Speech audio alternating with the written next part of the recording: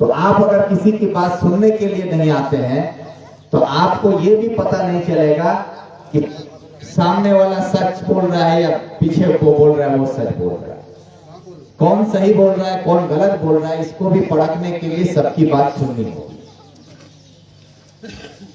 तो ये चीज पर जो रोक लगा दिया गया था मानस खोल में, हमको वो दिन भी याद है कि इसी मानस खोल में जब हम आए थे शाम के वक्त मगरिब के बाद अंधेरा हो चुका था, तो आज जिस तादाद में आप लोग यहाँ पर आकर बैठे हैं, आज ये वही विक्टर है जो उस दिन भी आया था, आज भी वही विक्टर है। विक्टर बदला नहीं है, सिर्फ परचम बदला। मनमानी इस इलाके में लोगों को इस तरह से, आज मेरी माँ बहन यहाँ भीड़ लगाकर खड़ी है, लेकिन उस दिन मेरी माँ बहन से मिलने की कोशिश भी की तो कोई माँ बहन सामने आने से डर रही थी। के खिलाफ है कि आपको न हमसे डरने की जरूरत है ना किसी और से डरने की जरूरत है। ये मुल्क आपका है, आप आजाद हैं और आप आजादी के साथ हिम्मत के साथ आप के वक्त में वोट आएगा जाएगा, सियासत चलती रहेगी, लेकिन को खड़े हो जाना होगा। आज हमारी आजादी पर सवाल उठ रहा है। आज चाहे वो बीजेपी दिल्ली में हो या बंगाल में ममता बनर्जी हो, जो आजादी की लड़ाई लड़ी गई, देश को आजाद किया गया, उसमें लाखों लोगों ने अपने जो सिला हम लोगों को मिला आजादी, वोट देने का अधिकार, हम अपना नुमाइंदा चुन सकते हैं अपने लिए। वो भी मेंबर साहब यहाँ पर हैं, क्या वो मेंबर साहब बोल सकते हैं कि आवाम के वोट से जीते हैं? यहाँ का पंचायत का कोई भी आपका अंचल का मेंबर बोल सकता है कि हाँ ईमानदारी से वोट हुआ है और उस पर आवाम ने उसको वोट देकर जिताया है? वोट लूट करके जीता गया पूरे बंगाल में। 38% लोगों को वोट देने नहीं दिया गया। पूरे हिंदुस्तान में सबसे ज्यादा जो वोट में वोट नहीं हुआ उसका जो ईवीएम मशीन या बैलेट पेपर पाया गया, जिसमें हुआ कि पूरे हिंदुस्तान में सबसे बड़ा रैली जो हुआ रिगिंग इलेक्शन के दौरान वो पश्चिम बंगाल में हुआ, जहां आवाम वोट नहीं दे पाया। मेरी माँ बहन वोट देने नहीं जा पाई। बूथ में जाने पर हमारी माँ बहनों को बेइज्जत किया गया, उनको भी मारा गया, पीटा गया। आप लोगों ने वो तस्वीर देखी है कि बंगाल के अलग अलग बूथों में किस तरह से औरतों को मारा गया, बड़े बुजुर्गों को मारा गया, बूथ में जाने नहीं दिया गया है, गांव पर पहरा लगा दिया गया है, जाने से पहले बोल दिया गया कि तुम्हारा वोट हो गया है। तो ये जो माहौल बना है ना, ये है हमारी आजादी पर रोक लगाना।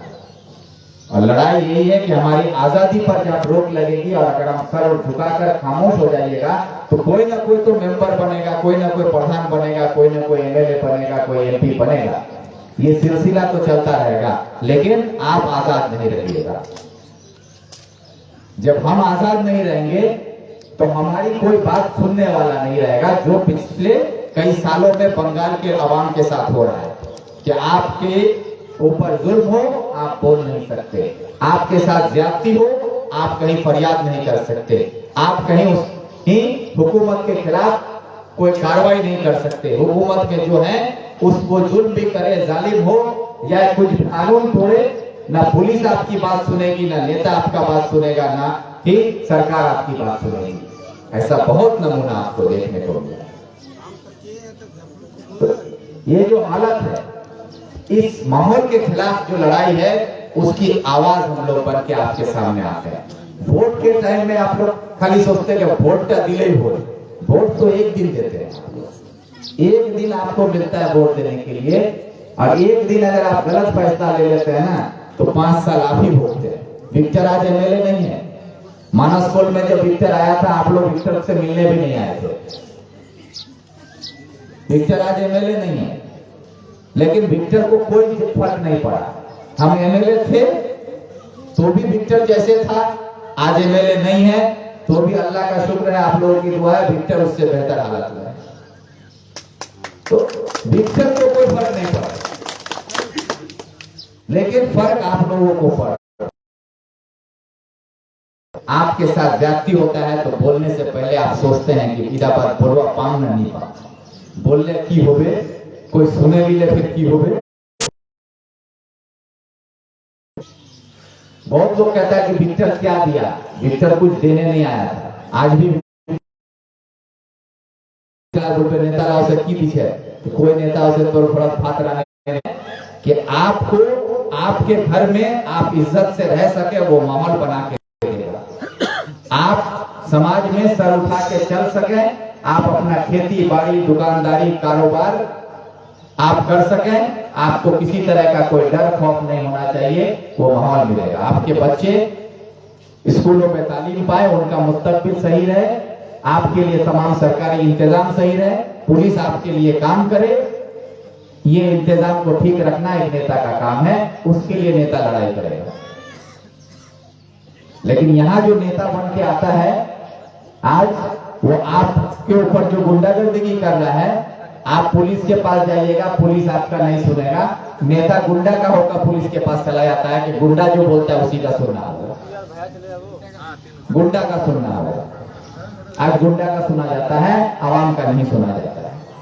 आज पुलिस आता है तो पुलिस, आप अगर सही बोल रहे हैं तो पुलिस आप ही को उठा के ले जाके लड़कों पे बंद करता है, और जो गलत कर रहा है पुलिस उसके घर में बैठ के चाय पी के जाता है, और फिर नेता भी उसी का घर में आता है, आपके घर पे नहीं आता। तो ये सच्चाई है, इसके खिलाफ लड़ाई। ये आज अभी आप लोग देख रहे हैं पूरा हंगामा चल रहा है, कौन आ रहा है? बंगाल का युवराज आ रहा है, तृणमूल का ममता बनर्जी का भाई युवराज बन के आ रहा है, पूरा बंगाल घूमेगा वो। चकलिया भी आए, करंदी गया।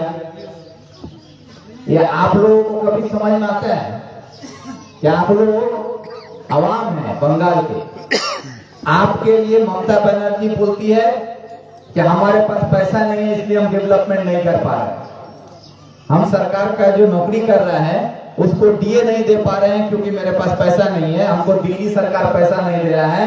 ये कहानी सुनाया जा रहा है सबको कि पैसा नहीं होने की वजह से हम नहीं दे पाते, और आप लोग भी इस बात को मान लेते हैं कि दिल्ली पैसा नहीं दे रहा है। अरे पैसा दिल्ली नहीं दे रहा है तो वो एक स्कीम का नहीं दे रहा है, वो है एनआरजीएस का पैसा। एनआरजीएस का पैसा नहीं दे रहा, लेकिन सरकारी नौकरी करने वाले जो हैं वो फाइनेंस कमीशन के जरिए उसका पेमेंट होता है। फाइनेंस कमीशन का तो पूरा पैसा पश्चिम बंगाल को मिल चुका है, फाइनेंस कमीशन का पूरा पैसा मिला है, तो फिर सरकारी मुलाजिमों को उसका डीए क्यों नहीं दे रही है? वो नहीं दे रही है, क्यों? क्योंकि उसी पैसे से वो अपना भतीजा को पूरा बंगाल घुमाया जा रहा है। एक एक सफर में यहाँ इस्लामपुर से चकलिया आता है, उसका खर्चा होता है 1.5 करोड़ रुपया। चकलिया से करंदगी जाता है, उसका खर्चा है 1.5 करोड़ रुपया। चकलिया से करंदगी से फिर रायगंज जाता है, उसका खर्चा होता है 1.5 करोड़ रुपया। उसके पूरे बंगाल का सफर का खर्चा निकल के आ रहा है तकरीबन 150 करोड़ रुपया। तो 150 करोड़ रुपया के अभिषेक के अब्बा रखे गए थे न, ममता बनर्जी का अब्बा रखे गया था। 150 करोड़। हेलो हेलो हेलो, इधर लीजिए विक्रम भाई, ये लीजिए। हेलो, बैटरी खत्म। तो ये क्या ममता बनर्जी के अब्बा का पैसा है? ये आपका, हमारा, मेरी माँ बहन का पैसा है, जो आवाम का पैसा ये लोग चूस के आज उसी पैसे को लेके अपना भतीजा को घुमा रही है और बोलती है कि वो जोनो जुआरे गए थे, नवो जुआर गए थे। ये आपका पैसा है, आवाम का पैसा लेके वो खर्चा कर रही है। एक एक सफर में एक जगह से उसको लाया जाता है, उसके लिए 2,500 पुलिस को अपॉइंट किया जा रहा है। चकलिया में आया तो 2,500 पुलिस लगाया गया, चकलिया से करंदी की गया, वहां 2,500 पुलिस को भेजा गया। तो ये जो 2,500 पुलिस पूरा बंगाल दौड़ रहा है डिस्ट्रिक्ट से डिस्ट्रिक्ट, इसको लाने ले जाने, उसका खिलाना पिलाना, उसका रहना, उसका पेट्रोल, उसके लिए तमाम इंतजाम, उसमें भी खर्चा है। वो पैसा कौन दे रहा है? आवाम का पैसा दे रहा है, आपका पैसा दे रहा है। आप ही का पैसा लूट के यहाँ पर आ रहा है किसको? कि हम लोग कैंडिडेट ठीक करने आ रहे हैं, पंचायत का कैंडिडेट ठीक करेंगे आके, उसके लिए वोट होगा।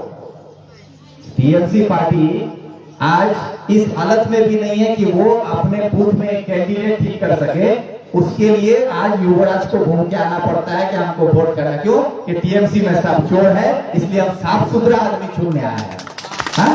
ये तो खुद टीएमसी वाला बोल रहा है, हमको बोलने की जरूरत नहीं है कि टीएमसी का मेंबर चोर है, टीएमसी का प्रधान चोर है या टीएमसी का नेता चोर है। आज टीएमसी खुद ऐलान करके घूम रहा है पूरे बंगाल में अभिषेक बनर्जी के आमी निर्वाचन माध्यमे स्वच्छ परिष्कार लोकदेरके दिते चाय।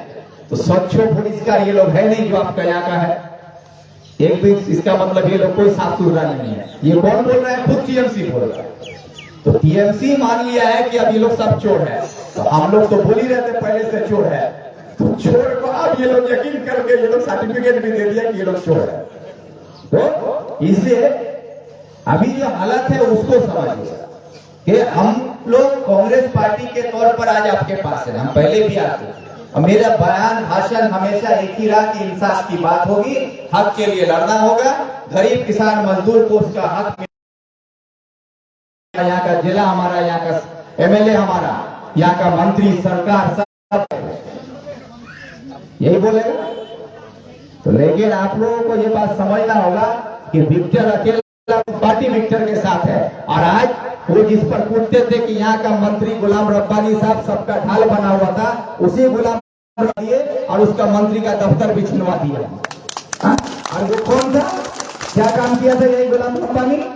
सिर्फ एक अदना सा 16 साल का लड़का जज्बात खूब में आकर इतना पूछ लिया मिनिस्टर साहब से कि आरिफ का जो कत्ल हुआ ग्वालपोखर में, जो तृणमूल का प्रधान नाजिश गोली मारा, उसका क्या होगा? कितना ही सवाल किया था कि ग्वालपोखर का एक तरोताजा नौजवान को गोली मार दिया गया, उसका क्या होगा? इस बात पर उस 16 साल के लड़के को मारा गया, उसका मोबाइल छीन लिया गया और उस पर झूठा 307 का मामला बना के रात को उसके घर में पुलिस भेज दिया गया, पूरा गांव को दहशत में ला दिया गया। तो उस बच्चे को गिरफ्तार करके जेल में डाला। उस हालत में उस बच्चे को बचाने के लिए हम यहां से उठ के गए, उस बच्चा को हम उठा के लेके आए, लाके चकलिया में अपने घर पर रखे और उसके बाद वहां पर हजारों का भीड़ लेकर हम लोग जुलूस के साथ पहुंचे, उस बच्चे को सिलेंडर करवाए और उसके बाद दूसरे दिन उसका बेल करवा के लाके उसको घर पर पहुंचवा दिया। क्योंकि अगर हम उस वक्त वो काम नहीं किए होते, ये है कि अब तृणमूल का नेता लोग आपको इंसाफ नहीं दिलाएगा, ये लोग सिर्फ आप पर जुल्म करके हुकूमत करना ही इसका मकसद है। इसलिए आप लोगों को टीएमसी के खिलाफ खड़े होना होगा, बीजेपी के खिलाफ खड़े होना होगा। आज बीजेपी हमारे अंदर नफरत का राजनीति कर रही है, हिंदू मुस्लिम मंदिर मस्जिद के नाम पर हमको आपको बांट रहा है। आज हमको बताइए कि हिंदू मुस्लिम मंदिर मस्जिद के नाम पर पूरे देश में हिंदू मुसलमान में बंटवारा कर दिया। अगर हिंदू करके एक भी हिंदू यहाँ पर खड़ा होकर बोल दें पूरे हिंदुस्तान में, पूरे बंगाल में, कि मोदी की सरकार आने के बाद मोदी सरकार में जो जो वादा किया गया था कि 15 लाख रुपया आएगा, 2 करोड़ नौकरी होगा, अच्छे दिन आएंगे, काला धन वापिस आएगा, ये सारी बातें जो कही गई थी, उसका एक भी हिंदू है जो फायदा उठा पाया जिसके घर में 15 लाख रुपया आ गया हो? एक भी हिंदू है? जिसको मुसलमान को मत दो, लेकिन हिंदू को दो। हिंदू की पार्टी हिंदुत्व का बात करती हो तो हिंदू लोगों को तो भला कर दो। हमारे देश में 85% हिंदू है, तो 85% अगर हिंदू का भला हो जाए तो हिंदुस्तान का भला हो जाए। 85% हिंदू का भला कर दो, वो भी नहीं, सिर्फ हिंदू और मुसलमान को लड़ा के कुर्सी पर बैठे रहना इनका मकसद है। इसलिए इन सब चीजों से हम लोगों को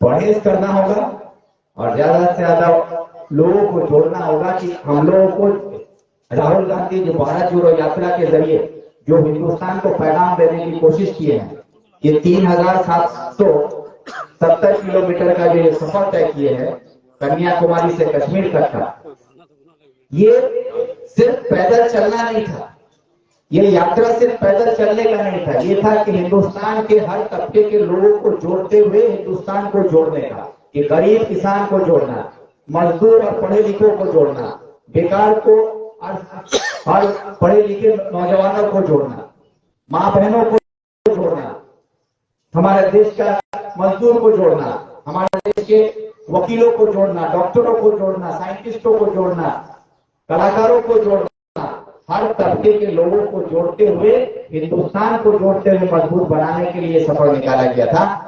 और किसके खिलाफ? नफरत के खिलाफ। जो हिंदुस्तान में बीजेपी जो नफरत फैला रही है उसके खिलाफ, ताकि ये नफरत का बाजार जो बनाया गया है, इस नफरत के बाजार को खत्म किया जाए और मोहब्बत की दुकान हम लोग खोल सकें, जहां हिंदू मुसलमान मिलकर रह सके, गरीब अमीर एक साथ रह सके, समाज में भाईचारे की हो, मोहब्बत हो और हम लोग अमन और शांति के साथ रह सके, ये माहौल बनाना।